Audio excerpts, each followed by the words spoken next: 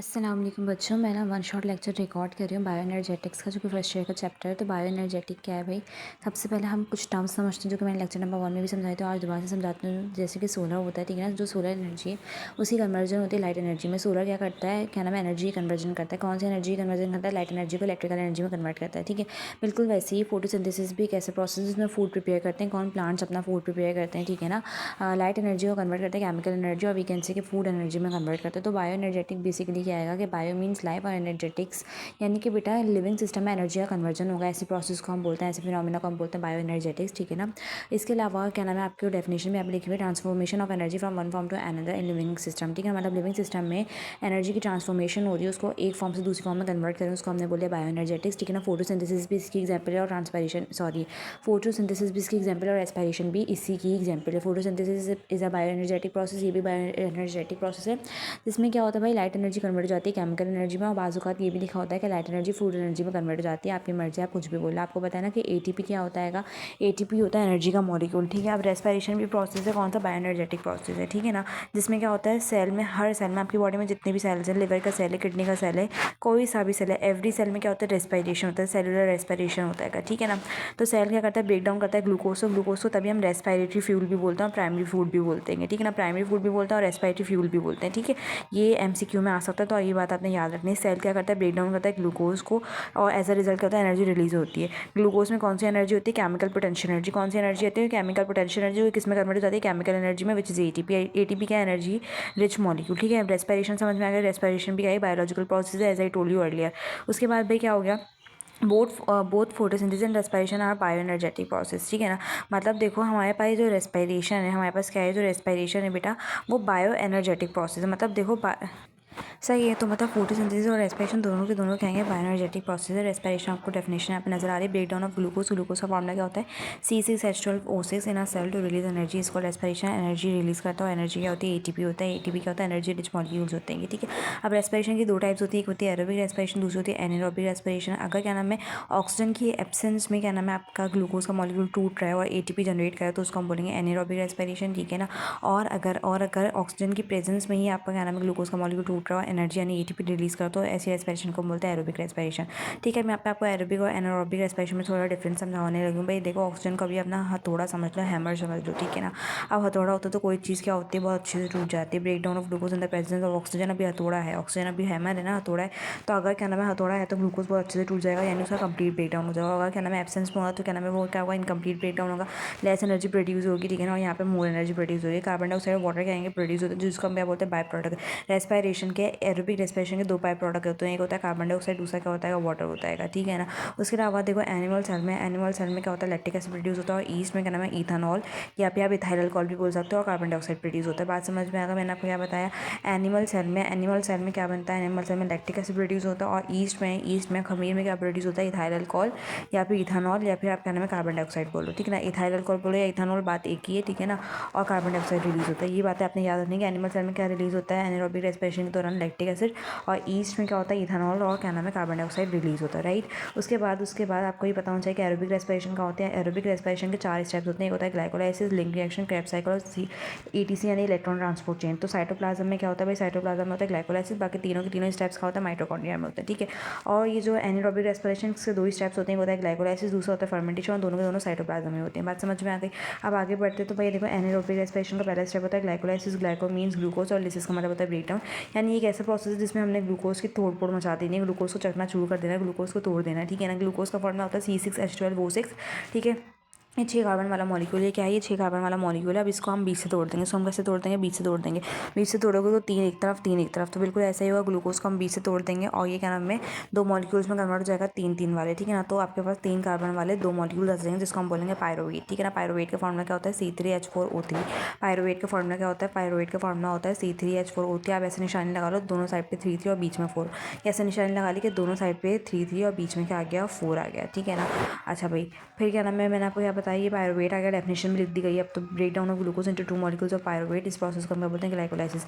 और पायरुवेट को हम पायरुविक एसिड भी बोलते हैं। मैंने आपको क्या बताया, पायरुवेट को पायरुविक एसिड भी बोलते हैं। और ग्लाइकोलाइसिस की डेफिनेशन क्या है, ग्लाइकोलाइसिस की डेफिनेशन है break down of glucose into 2 molecules of pyruvate, this process is known as glycolysis. ठीक है ना। ग्लाइकोलाइसिस कहाँ होता है, ग्लाइकोलाइसिस साइटोप्लाज्म में होता है। एरोबिक रेस्पिरेशन, एनारोबिक रेस्पिरेशन, दोनों प्रोसेस का पहला स्टेप क्या होता है, ग्लाइकोलाइसिस। और ये दोनों के दोनों भले क्या नाम है, एरोबिक रेस्पिरेशन और भले एनारोबिक रेस्पिरेशन, दोनों के दोनों कहाँ होते हैं, साइटोप्लाज्म में होते हैं। ठीक है। अब आगे बढ़ जाओ, हमने क्या समझना है, हमने समझना है पायरुवेट का स्ट्रक्चर। क्या समझना है हमने, पायरुवेट का हमने क्या नाम है, स्ट्रक्चर को समझना होगा। सही है ना। तो पायरुवेट क्या है, 3 कार्बन वाला मॉलिक्यूल। 3 कार्बन आपको नजर आ रहे हैं। पहले वाले ये जो कार्बन डबल बॉन्ड ऑक्सीजन होता है ना, कार्बन डबल बॉन्ड ऑक्सीजन, इसको हम बोलते हैं कार्बोनिल ग्रुप। इसको हम क्या बोलते हैं, कार्बोनिल ग्रुप। क्योंकि मैंने आपको बताया कि पायरुवेट को हम पायरुविक एसिड भी बोलते हैं। इसका मतलब ये कि ये इसके अंदर कार्बोक्सिलिक एसिड तो होगा, क्योंकि अगर कोई भी एसिड है ना तो उसके अंदर COH तो होगा। तो आप देखो कार्बन नंबर 1 पे डबल बॉन्ड ऑक्सीजन और ऊपर OH, तो ये COH तो आपको खुद ही नजर आ गया। ये कार्बोक्सिलिक एसिड ग्रुप होता है। क्या होता है, कार्बोक्सिलिक एसिड ग्रुप। तो जो एसिड्स होते हैं ना उनके पास कार्बोक्सिलिक एसिड ग्रुप होता है। ठीक है। अब आपको पायरुवेट का स्ट्रक्चर नजर आ गया, क्या, 3 कार्बन। ठीक है, 3 कार्बन। ठीक है। और ये जो C डबल बॉन्ड है उसको हम बोलते हैं कार्बोनिल ग्रुप। तो इसके पास 2 कार्बोनिल ग्रुप में क्या है, 2 कार्बोनिल ग्रुप। 2 कार्बोनिल ग्रुप के कार्बन नंबर 1 पे OH और कार्बन नंबर 2 पे क्या है, कार्बन नंबर 2 पे आपके पास आएगा CH3। ठीक है ना। कैसे आपने पायरुवेट का स्ट्रक्चर समझा, दो कार्बोनिल ग्रुप होंगे। क्या होंगे, 2 कार्बोनिल ग्रुप। एक कार्बन नंबर 1 पे होगा OH और कार्बन नंबर 2 के नीचे होगा CH3। ठीक है ना। अच्छा भाई, उसके बाद हम क्या नाम है आगे गए तो इस जो स्टेप नंबर 2 होता है, किसका स्टेप नंबर 2 भी होता है, एनारोबिक रेस्पिरेशन का होता है फर्मेंटेशन। फर्मेंटेशन का एनिमल सेल में होगी तो लैक्टिक एसिड फर्मेंटेशन होगी, क्योंकि उसके अंदर लैक्टिक एसिड प्रोड्यूस होता है, इसलिए हम उसको बोलते हैं लैक्टिक एसिड फर्मेंटेशन। यानी जो एनिमल सेल में होता है फर्मेंटेशन, उसको हम बोलते हैं लैक्टिक एसिड फर्मेंटेशन, जिसमें कन्वर्जन होता है पायरुवेट का इनटू लैक्टिक एसिड। ठीक है ना। पायरुवेट किसमें कन्वर्ट हो जाता है, लैक्टिक एसिड के अंदर कन्वर्ट हो जाता है। अब कैसे कन्वर्ट हो जाता है, आपको सब कुछ यहाँ पे नजर आ रहा है। यहाँ पे क्या हो रहा है बेटा, यहाँ पे रिडक्शन हो रहा है। रिडक्शन का मतलब होता है हाइड्रोजन का रिमूवल होना। रिडक्शन का मतलब होता है, रिडक्शन का मतलब होता है हाइड्रोजन का रिमूवल होना। सॉरी बेटा, मैंने गलत बोला, रिडक्शन होगी। रिडक्शन का मतलब होता है एडिशन ऑफ हाइड्रोजन। रिडक्शन का मतलब क्या होता है, रिडक्शन का मतलब होता है एडिशन ऑफ हाइड्रोजन। गलती से मुझे लगा कि मैं ऑक्सीडेशन की बात करूँ, लेकिन मैं बात रिडक्शन की करी थी और बता दी मैंने आपको ऑक्सीडेशन का। तो बेटा ऑक्सीडेशन का मतलब होता है रिमूवल ऑफ हाइड्रोजन, ये बात आपने याद रखनी है। ऑक्सीडेशन का मतलब होता है addition of oxygen and removal of hydrogen. ठीक है। और बेटा रिडक्शन का मतलब क्या होता है, रिडक्शन का मतलब होता है addition of hydrogen and removal of oxygen. Shortly हम इन टर्म्स ऑफ हाइड्रोजन समझ रहे हैं, तो आपने सिर्फ इन टर्म्स ऑफ हाइड्रोजन ये बात याद रखनी है। सबसे पहले पायरुवेट का स्ट्रक्चर आपको नजर आ रहा है। पायरुवेट देखो, कार्बोनिल ग्रुप को हम नहीं छेड़ते, कार्बोनिल ग्रुप को आप नहीं छेड़ते, उस कार्बोनिल ग्रुप को जिसके साथ OH लगा हुआ, क्योंकि बेटा कार्बोक्सिलिक एसिड ग्रुप अगर हट गया तो पायरुविक एसिड नहीं रहेगा। ठीक है, उसकी नेचर खराब हो जाएगी। तो इसलिए हम कार्बन नंबर 2 पे है, जो कि C डबल बॉन्ड O था। ठीक है। तो सबसे पहले बेटा हमने क्या करना है, हमने कुछ नहीं करना, हमने जो क्या नाम है कार्बन डबल बॉन्ड O था ना, उसको क्या नाम है डबल बॉन्ड को तोड़ दिया। जब डबल बॉन्ड तोड़ दिया तो एक वैलेंसी ऑक्सीजन की भी खाली हो गई, एक कार्बन की भी खाली हो गई।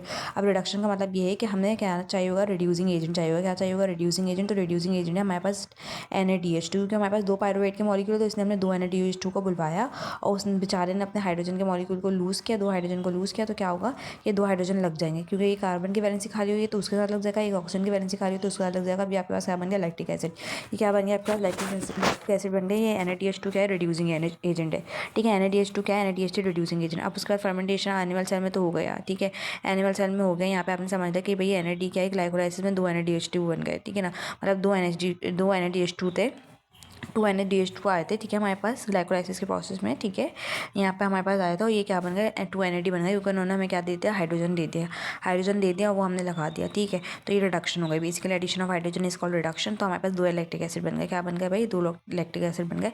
लैक्टिक एसिड का फॉर्मूला क्या है, कार्बोनिल ग्रुप की एक तरफ हाइड्रोक्सिल ग्रुप है और दूसरे कार्बन की तरफ क्या है, ये आपके पास 3 कार्बन है। ठीक है, 3 कार्बन है। ये जो सामने आपको स्ट्रक्चर नजर आ रहा है बेसिकली ये लैक्टिक एसिड का है। ठीक है, उसके बाद भाई हम आगे जाएंगे। ईस्ट में फर्मेंटेशन कौन सी होती है, अल्कोहलिक फर्मेंटेशन होती है। अल्कोहलिक फर्मेंटेशन क्यों होती है, क्योंकि लास्ट में शराब बनता है, यानी इथाइल अल्कोहल और या बोलो इथेनॉल बनता है, इसलिए हम इसको क्या बोलते हैं, अल्कोहलिक फर्मेंटेशन। तो वही आपके पास क्या है, वही आपके पास है क्या है भाई आपके पास पायरुवेट का स्ट्रक्चर आ जाएगा। फिर डीकार्बोक्सिलेशन, इसमें से कार्बन डाइऑक्साइड आप रिमूव करवा दो, जो स्ट्रक्चर बन जाएगा उसको हम बोलते हैं एसिटाल्डिहाइड।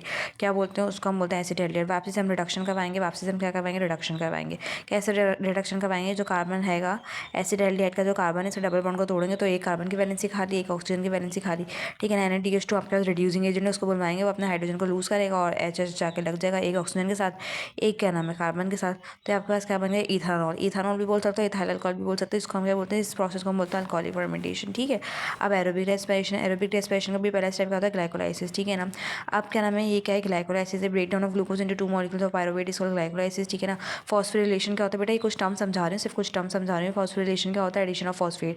जब फॉस्फेट ग्रुप को हम ऐड करते हैं तो इस प्रोसेस को हम बोलते हैं फॉस्फोरिलेशन। ठीक है ना, इसको हम क्या बोलते हैं, फॉस्फोरेशन। आइसोमर क्या होता है, मतलब कि आइसोमर्स क्या होता है, molecule having same molecular formula but different structural arrangement, तो उसको हम क्या बोलते हैं, आइसोमर्स बोलते हैं। मतलब मॉलिक्यूलर फॉर्मूला सेम है लेकिन स्ट्रक्चर क्या अलग है, उसको हम क्या बोलते हैं, उसको हम बोलते हैं आइसोमर्स, ठीक है ना। और एक आइसोमर दूसरा आइसोमर में कन्वर्ट हो रहा है, उसको हम बोलते हैं आइसोमराइजेशन। इस प्रोसेस को हम क्या बोलते हैं, आइसोमराइजेशन। जिस प्रोसेस में एक आइसोमर दूसरे आइसोमर में कन्वर्ट होता है। अभी सपोज करो आपको ऊपर नजर आ रहा है काइनेस लिखा हुआ है, काइनेस यहाँ। तो देखो सबसे पहले ए के साथ फॉस्फेट लगा हुआ है, अब मेरा दिल चाह रहा है मैं बी के साथ फॉस्फेट लगा दूँ। तो बेटा ये जो हम फॉस्फेट की जगह को ट्रांसलोकेट करते हैं ना, तो ये काइनेस एंजाइम हेल्प करता है फॉस्फेट ग्रुप को एक जगह से दूसरी जगह शिफ्ट करने में। शॉर्टली बस ये ऐसी बात थी, तो मैंने आपको बताया था। अब आपको मैं बताते हैं आइसोमर क्या होता है, मतलब मॉलिक्यूलर फॉर्मूला सेम होता है। ग्लूकोज, फ्रक्टोज और गैलेक्टोज के आएंगे बेटा आइसोमर। देखो मॉलिक्यूलर फॉर्मूला सेम है लेकिन अगर मैं स्ट्रक्चर ड्रॉ करूँगा तीनों का स्ट्रक्चर क्या होगा बेटा, अलग अलग होगा।